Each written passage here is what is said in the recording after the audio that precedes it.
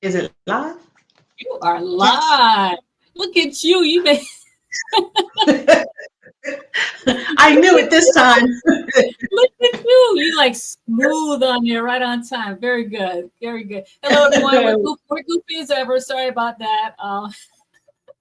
We're ready to get started today. Well, welcome everyone. It's another Facebook Live with Dr. Nelva Bryant. I am Greta Russo, and this is Dr. Bryant. Dr. Bryant, Hello, please everyone. introduce yourself. Hi there, everyone. Thanks for joining us today and following along. I'm Dr. Nelva Bryant. I'm a veterinarian and I work in the airline industry. I work with Delta Airlines and been with them for the past few years. Within that role, I started noticing some things that pet owners could potentially do to better prepare their pets for air travel. So I developed my own platform to kind of share this information, more pet-centric travel education. So I've been doing that for the past have been doing it for the past 5 years. I have a website. It's WhenPets, www.whenpets.com. Please go there if you have any. We've got a lot of blogs and a lot of information there. And just go there and you'll find a lot of valuable information. I also have a social media presence, being on Facebook, Instagram, and LinkedIn. I also have a YouTube page. And I also have a newsletter if you're interested too in getting a part of our newsletter. Our next one will be out in October. So please go to my website and you can sign up and receive one of those. And I've just been trying to share again, pet-centric travel education. I've been doing these Facebook Lives with the help of Greta. We've been doing these strong for the past 4 years and meeting so many different people that I say that are different stakeholders in the animal transportation industry. And today we've got another person, it's a repeat person, who's going to give us another viable option for transporting pets by air. So I'm very excited to have him come back and give us updates on what they're doing with his company. But before we go there, Greta, please introduce yourself and we'll jump on in it with Elkin. Sure. Well, hello, everyone. My name is Greta Russo, and I am on this pet transportation journey with Dr. Bryant, and from the capacity of doing marketing and all that good stuff. It has been a fun time, and October, we are coming up on, I think, our 5th year for Facebook Lives, or 4th year. I know we're 1 year less in the business.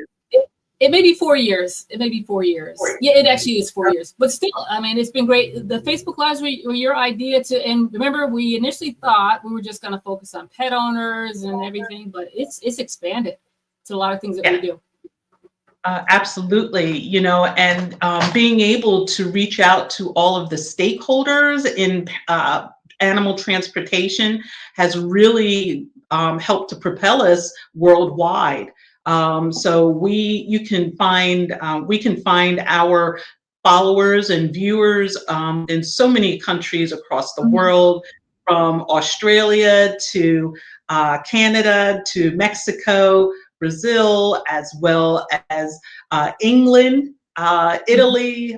So we are getting around, and that's a great thing. But the pets traveling with their people is becoming more and more popular. And I just saw a news report where this past Labor Day here in the States was the busiest, first of all, it was the busiest holiday, well, I should say Labor Day for travel overall for Labor Day, and then there was an increase in pet travel.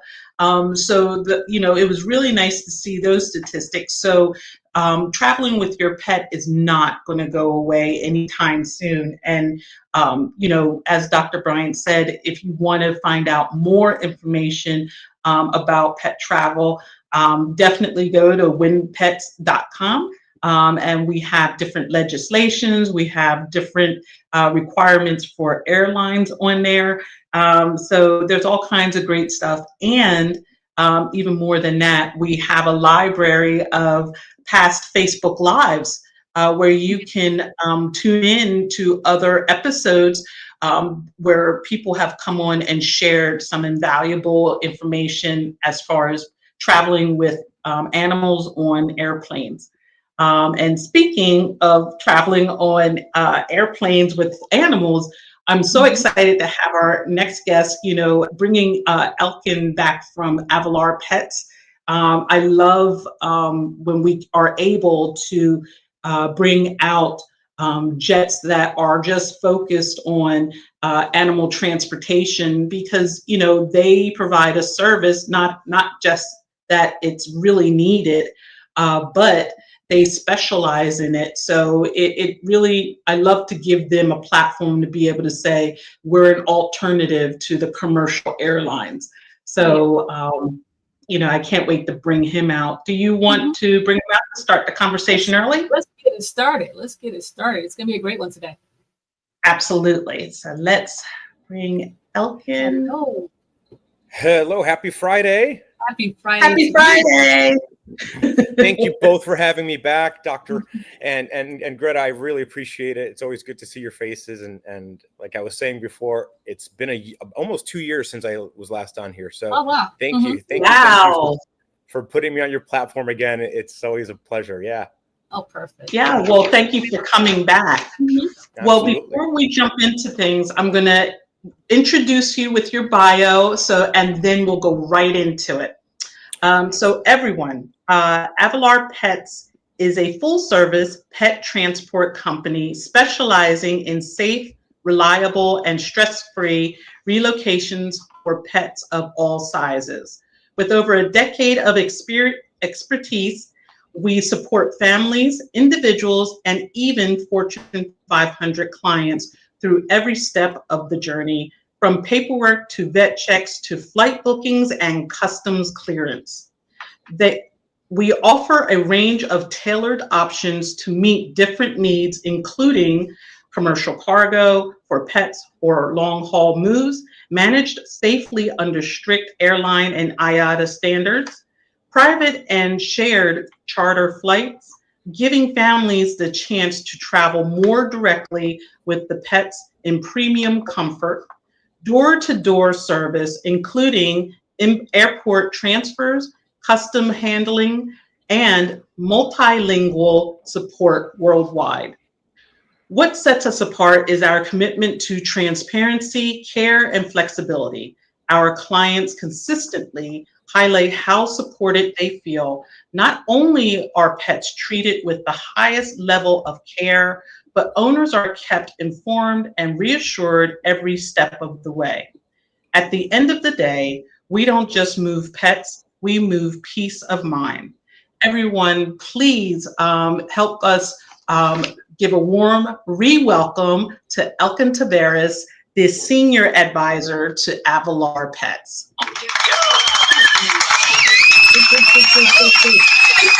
Wow, I think that's new. I don't think we did that last time. I don't think I got that last time. Yes, we've come a long ways. We worked on that very hard. You didn't prep me. You guys didn't prep me for that one. That was nice. I know. Yeah, our original guests, they always are so surprised when we do the clap machine, and that's our favorite find. You know what? Don't tell people. I think that's a really good surprise. No, thank you. That was a wonderful welcome. Thank you so much. Happy to have you back, Elkin, and definitely want to update on what's been going on with Avolar Pets and everything. But yeah, happy that you're here. And also, folks, we did have to reschedule because our friend here had COVID. So guys, be aware it is spreading. So just be careful out there. Just be careful. Yes. Wear your mask. No, I'm so happy to be here, guys. There's a lot to update. Thank you so much for the introduction. And yeah, let's get right into it. I mean, last time you guys had me here, we were just getting started. And I remember talking to you about organically growing our platforms, right? And finding the right way of growing and the right way of getting ahead in this industry. We've had to pivot a little bit, guys. So we started our platform as a sole shared private jet service. Just to reiterate, we come from the traditional pet transportation space. We worked for almost 15 years in the corporate pet relocation space. So we're very familiar with with traditional cargo. And when we first launched our shared private jet model, we went through all the steps and procedures to obtain the Department of Transportation licenses to be able to do this. So we still offer that as a model. And now when I explain who we are, I'd like to say that we are, at least as far as I'm concerned, the only full service pet transport company that can not only offer traditional door-to-door cargo service, but if the demand is there, we are able and have the ability to rent and facilitate shared private jet charters, as well as customs clearance and the paperwork for pets that travel via the shared private model.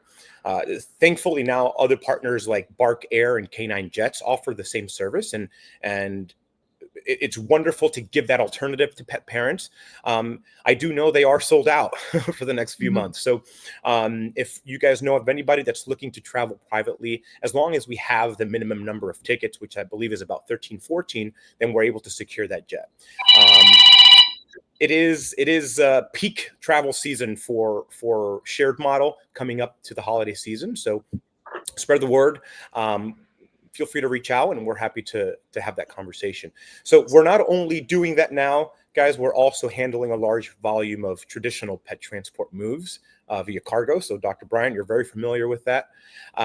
So we've had to pivot because there is still that demand, and I feel that even though with the internet and wonderful platforms like yours, there's still a lot of misinformation, and there are a lot of people who reach out that just aren't getting the right information. Right. And it still baffles me. And it's important that there are people like you, there are companies like ours who take the time and more of a consultative approach to pet shipping. And you know, you can see it in our reviews. We take the time to really educate, explain, and walk through every single option that that person has for that pet.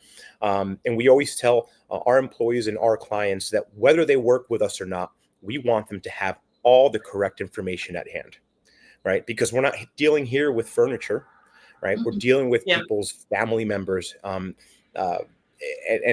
pets are an important part, right, of that dynamic. So we always take the time to go that extra mile, to educate, to answer the questions, to go through all the options. And that's why we love what we do. Yeah, the education piece is so important. Honestly, Absolutely. it's amazing how just there's a lack of information that's out there. So again, your platform, my platform, that's why we do what we do, to educate folks. So my hope is down the line, years from now, it won't be it'll be just like the back of your hand. You know what to do if you're traveling with your pet. You know all the things you have to do to prepare your pet. And I always say right now, the information that's out there gives logistics. Okay, yeah, you need a ticket, you got to get a crate or whatever, and that's it. But what about your pet? And what's the best interest for your pet too? And that's not there. So again, I'm pushing for change as far as, again, pet-centric travel education. And I love knowing that there's other sources and means for transporting pets besides. I'm not against the traditional way. Trust me, I'm not against saying, oh, they shouldn't go to cargo. I'm not against cargo, because I think if you're properly prepared, it will go well in everything. But still, there might be instances where a pet can't because of medical reasons. It's brachycephalic, all these different things. So there's more options out there. Absolutely. And something I want to add is that we actually took it an extra step and partnered with the veterinary hospital in Connecticut. We are on their site. It's Danbury Animal Hospital. They specialize in brachycephalic and large breeds. It is a woman-run veterinary hospital. They are amazing. We do all of their health certificates for them, but we also use them as a consultative service for when we are transporting high-risk moves. So to your point, not every pet move is the same.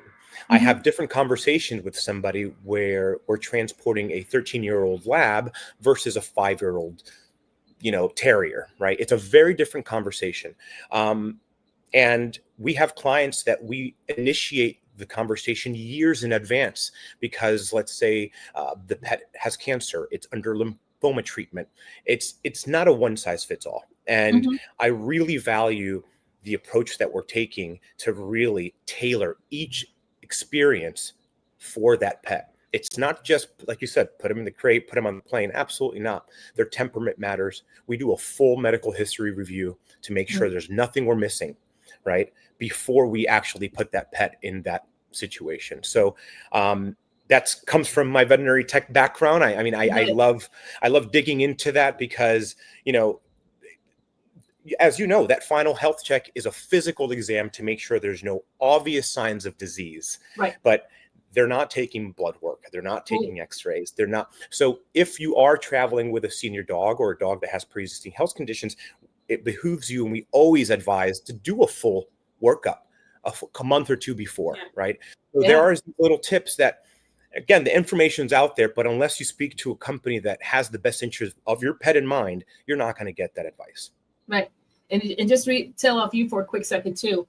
What we're saying is the health certificate is supposed to be completed within 10 days of travel, basically. And the health certificate doesn't detect for internal conditions, for infectious diseases is what they're looking for. Exactly. So you need to do further. You need to further assess your pet, have your veterinarian do a medical record review and review the medical history and determine if if your pet has underlying medical conditions that can become exacerbated during transport. I mean, all these things matter. And I love that, again, it's individual. Every pet is different. You might have 2 dogs in your household, and there has been instances in the news where I remember, I think it was a good year ago, a person was traveling with some French bulldogs, and one passed. It was in cabin, one died, and the others didn't. Well, it makes you wonder, what was different with that one dog?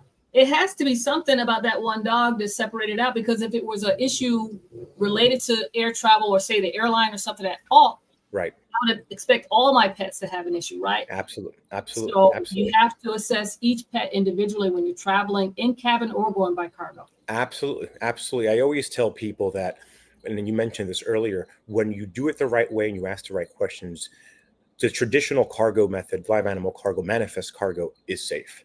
And I wouldn't say that if I didn't believe it, and if I wouldn't put my own dog in it, right? But it has to be done the right way. It has to be done the right way. I always tell people we don't cut corners. You're not going to find us taking the easy way out. We're going to do things by the book. We're going to take our time to review the history. And my recommendation and our recommendation as a company is always going to be for the best interest of the pet. And I have had to tell people that we are not going to move their pet. I have had to tell people that based on the information we have in front of us, we do not recommend transporting their pet, because at the end of the day, that's what we're here for, right?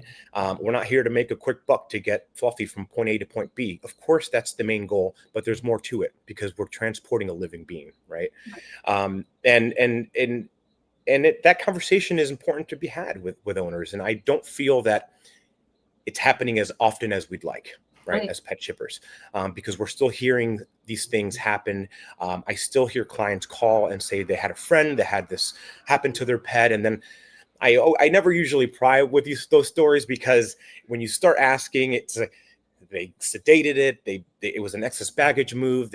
There's always more to it, right? But what makes headlines is just dog and cargo, something happened, so it's always a conversation that needs to be had. But we are happy where we're at. We're growing. We're handling a large volume, like I said, of traditional door-to-door pet transport for our corporate clients. We are also handling a large volume of private pet transportation. And like I said, we're open and willing to arrange private jet charters if the interest is there. We are a USA-based company, so the jet has to originate and terminate in the US. We do get a lot of intra-Europe requests, of course, in Canada. But I do like to mention that that's how it works, by the way. If you are a licensed operator here in the U.S., you have to depart and arrive in the U.S., the trip that is.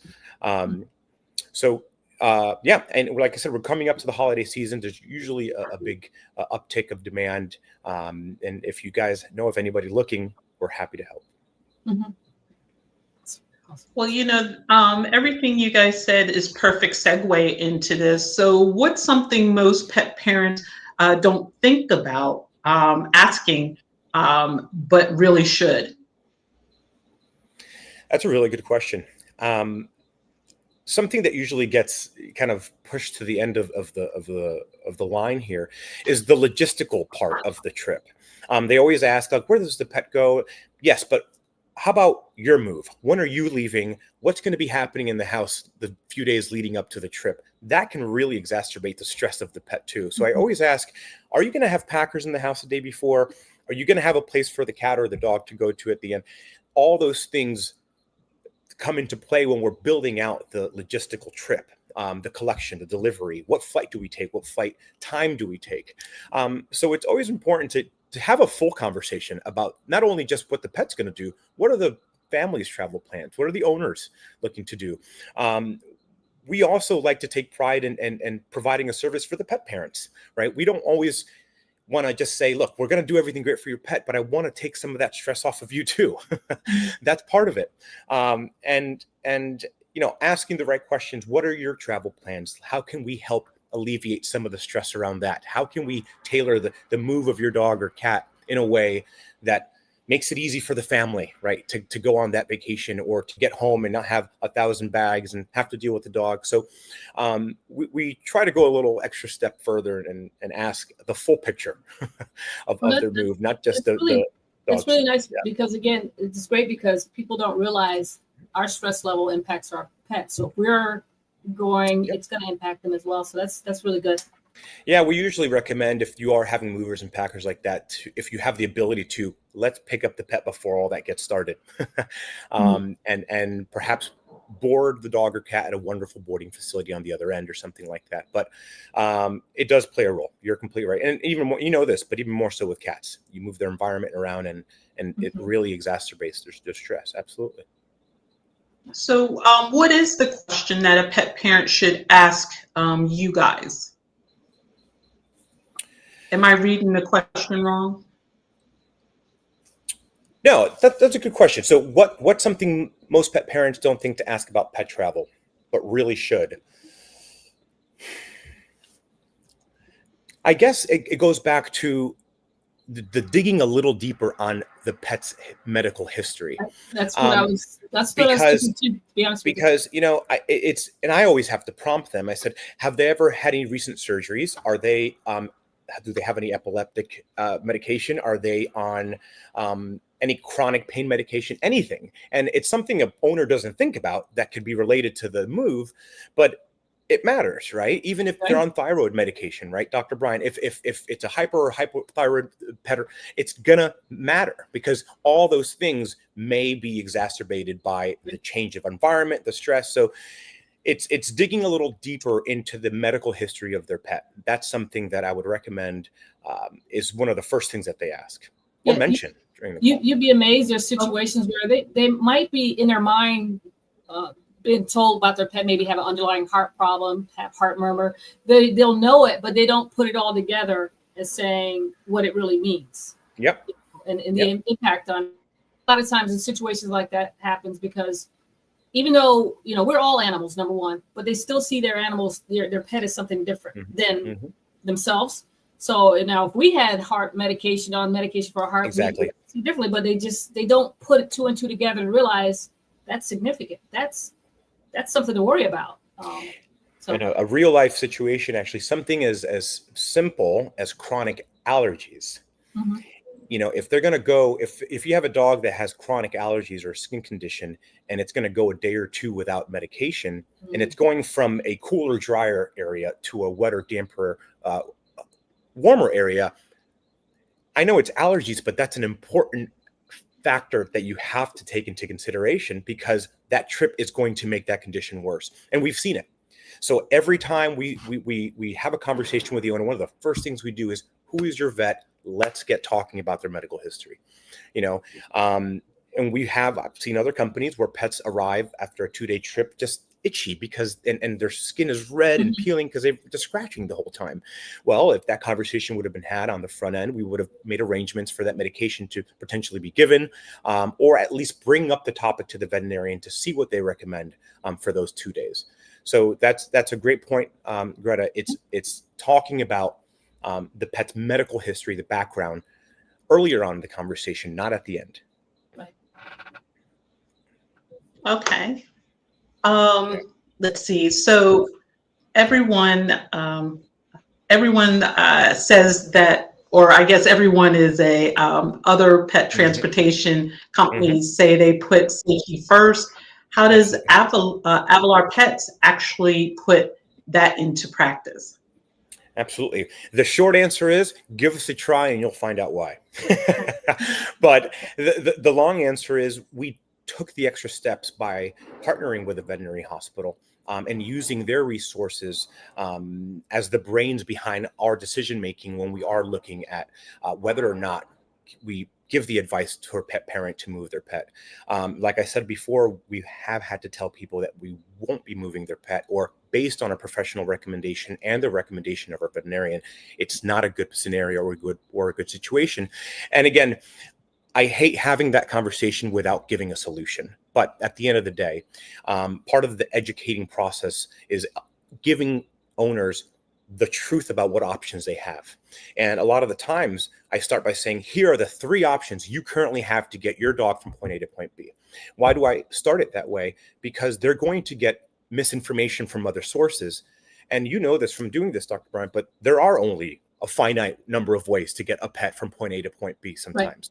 So we are very transparent and honest with our customers. And depending on the routing, the country that you're moving to and from, we take a holistic approach in the way we recommend and build out these trips.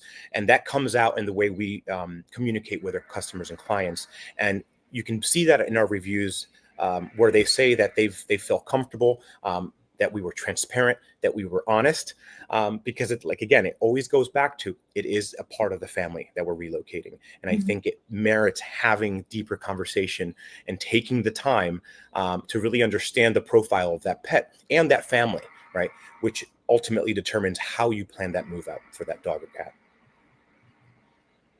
That's perfect. Wow. That's perfect.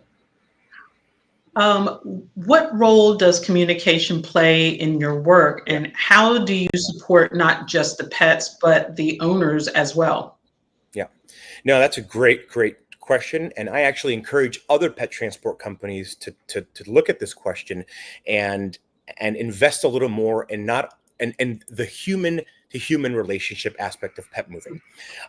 We take lots of time in communicating and answering every question or doubt that pet owner has. Because if you have a pet owner who's at ease, it's a lot easier to handle and manage that move than a pet owner who is very nervous throughout the entire process. And that starts with that initial call.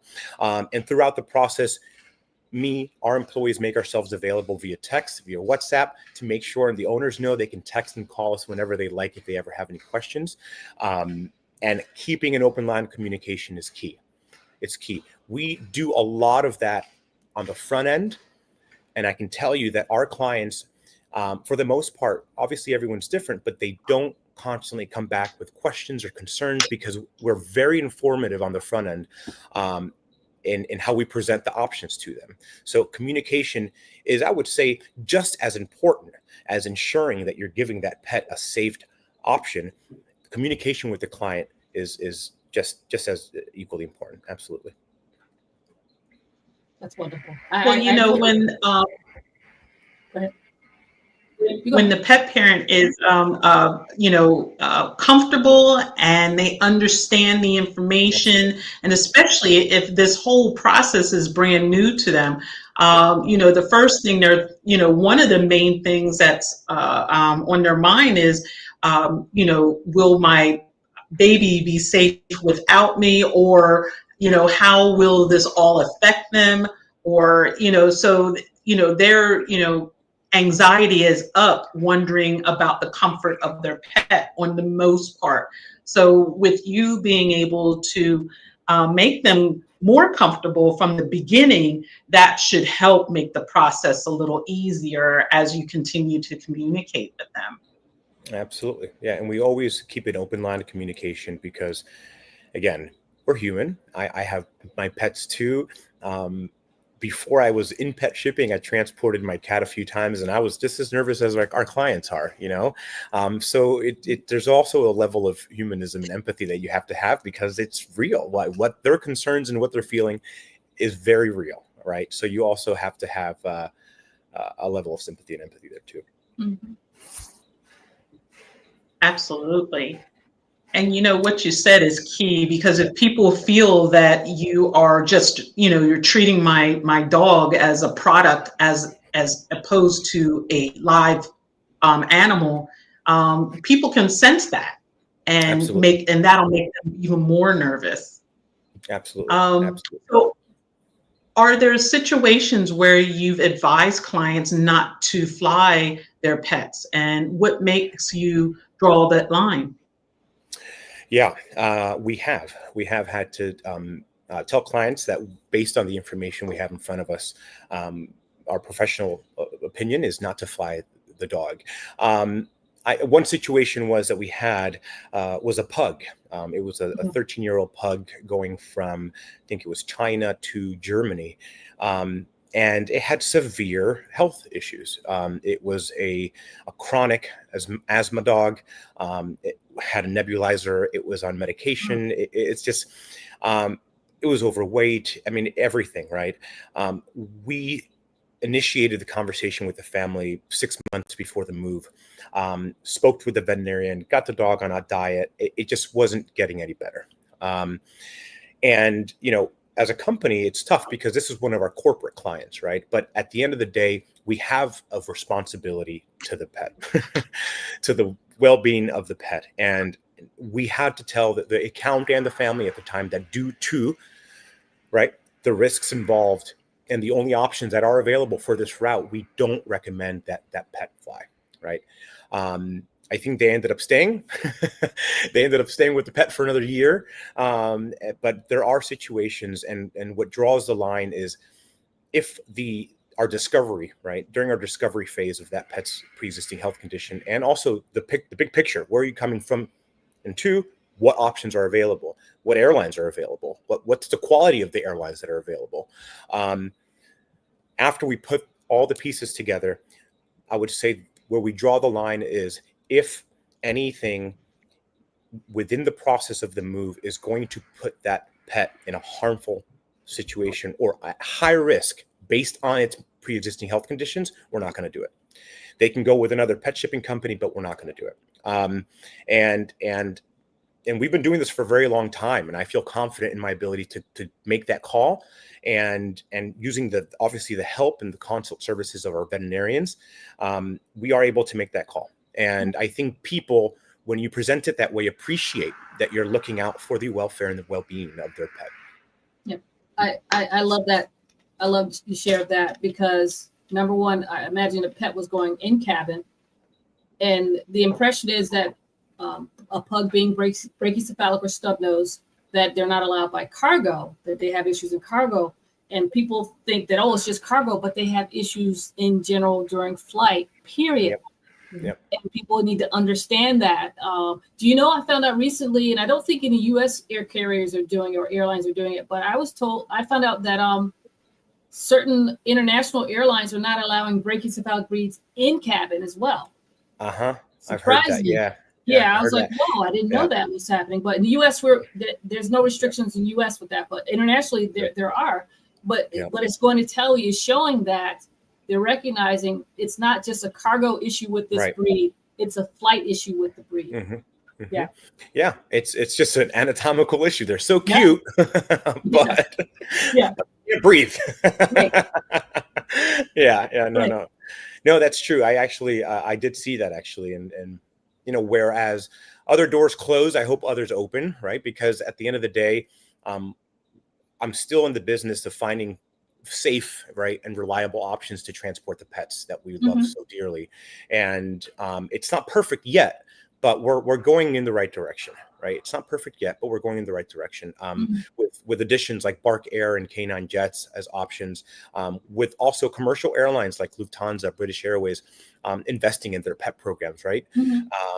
Which is important, and being part of the conversation, coming to the table and our IPATA conferences, and being, there, having the discourse, listening to us as pet shippers and our concerns. So we've come a long way. These conversations weren't even had, right, 15, 20 years ago. So it's not perfect, but I appreciate that there are platforms like you guys to give us a voice to be able to move this along.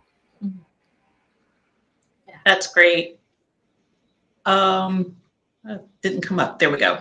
How do regulations, breeds, and seasons change the way you prepare for a move? That's a great question. I'm going to even add, just to educate people, you don't realize how global markets, politics, you name it, affect pet travel. There are so many variables that come into play.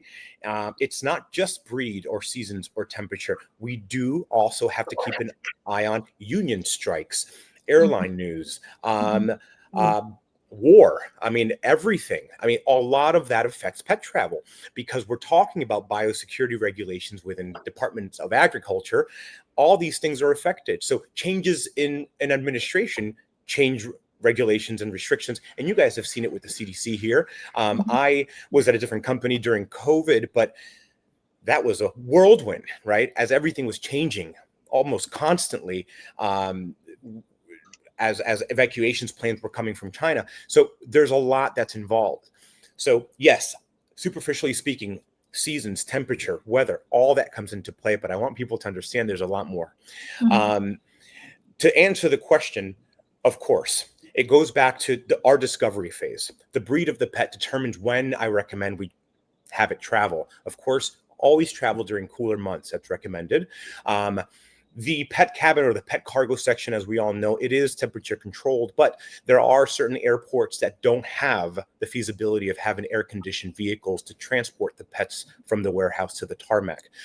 Those airports and those routes and those airlines, we take a little bit more care, time to let's say, do we need to move on that month? Can we drive the pet to another major airport 3-4 hours away, but the temperature is 15 degrees lower, right?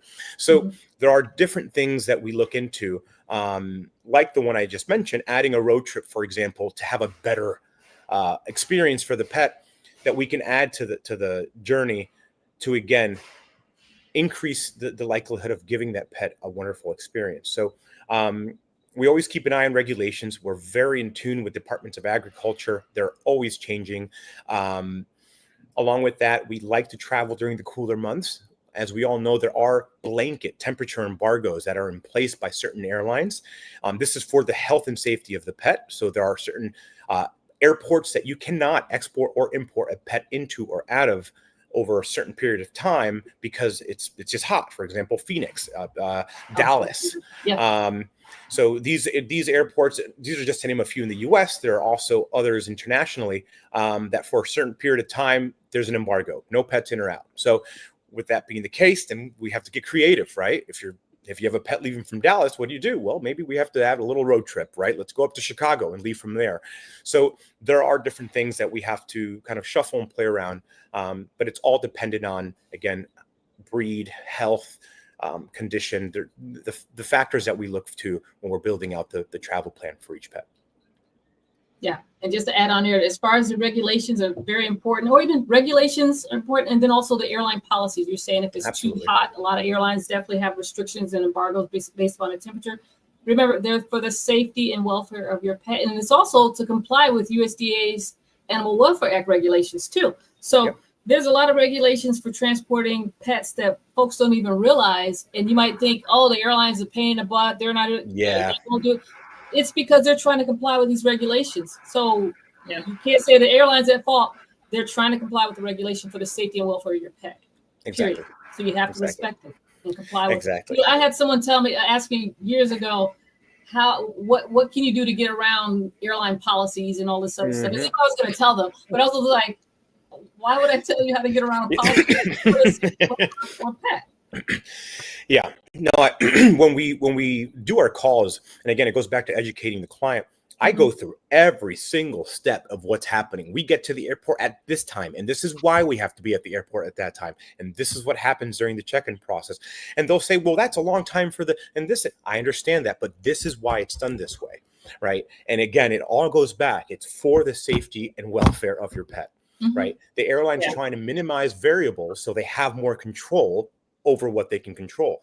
It may seem cruel to somebody from the outside, but in reality, they're putting these guardrails so they can actually control the situation better, right? And again, it goes back to just having that conversation with the pet owner and helping them understand, and helping them kind of meet you on common ground. But it goes back to having conversation, just educating pet owners on how it works and why it's done a certain way. But yeah, you're completely right. It's all because to comply for regulations for the safety and welfare of the pet. Are there cities that will never allow animals to transport because they're always too warm? Like maybe a Miami all year round, they're too warm, or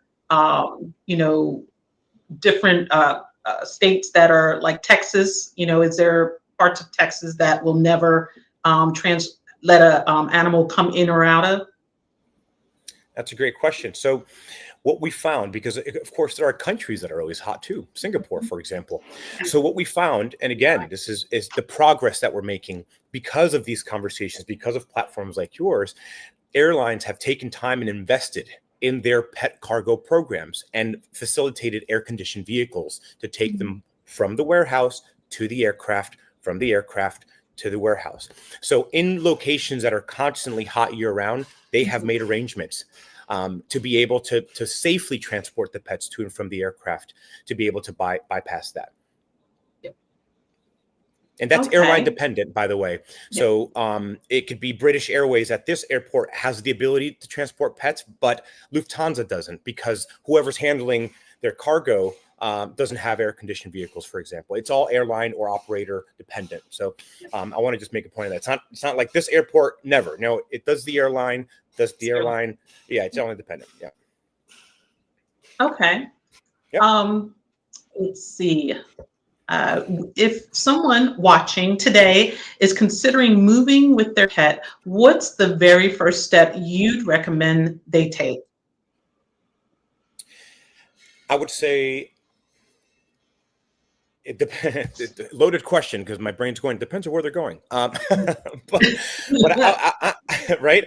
I would say the first conversation, the first point is mention it to your veterinarian. Yes. Mention it to your veterinarian, because not only do they have a full picture of your pet's health profile, but they are trained. They do take courses. They are certifications that they have to undergo that teach them about safety and welfare, that teach them of red flags that you may not be thinking of as a pet owner, that they have the education for. So I think step number one would be talk to your veterinarian. Step number two, which is dependent on where you're traveling to and from, get in touch with a reputable company so that you can get the real information and the truth on how to transport your pet. Oh, yeah. And the reason why also talking to your veterinarian immediately is because you don't wait till 10 days prior to the health certificate. International health certificate must be signed within 10 days of travel. You don't wait within that time period to tell your veterinarian you need that, because depending on where your destination is, you may have needed to have seen your veterinarian months prior to get all the requirements completed for your pet. So exactly. As soon as you decide you're traveling, months if you're even out, thinking about it, just talk to your vet. Yep. That's very true. Well, thank you for that, Dr. Bryant. Country requirements can take 6, 8, 12 months to prepare a pet. So it's very important to mention it to your vet immediately. Yep. So I want to take a second just to clarify what you both just said, only because I know. So number one, I love that you said talk to your veterinarian first, because I do think the initial conversation should start with your animal's actual veterinarian. However, I think we need to make clear that unless your veterinarian is accredited, they're not the ones to complete the forms. So there has to be, if there's going to another veterinarian, there's got to be a continued conversation between those veterinarians. So I guess from that, Elkin, do you also recommend accredited veterinarians that you work with? Yes, we do. So for those who don't know, and I'm sure Dr. Bryant's familiar, accredited veterinarians here in the USA took extra courses to become what's called APHIS certified to be able to complete international paperwork. Not every veterinarian is APHIS certified or USDA accredited, but some are. We do work under the IPATA umbrella. We have partnerships with veterinarians all over the country. Dr. Quaintance, which is our partner veterinary hospital, is APHIS accredited. So they're able to give us real life pet shipping advice and consultation services for our clients. But yes, we do recommend accredited veterinarians if the client's vet is not. And we're happy to work with them directly as well. So we always call the vet, and one of the first things we tell them is, look, we can do almost everything for you. Because a lot of vets, unless they're used to doing it, they kind of shy away from doing paperwork. Yeah. So we always tell them right up front, we're going to help you almost do everything. Don't get scared. We're going to walk you through it. I just need you to say yes, that you're willing to work with them.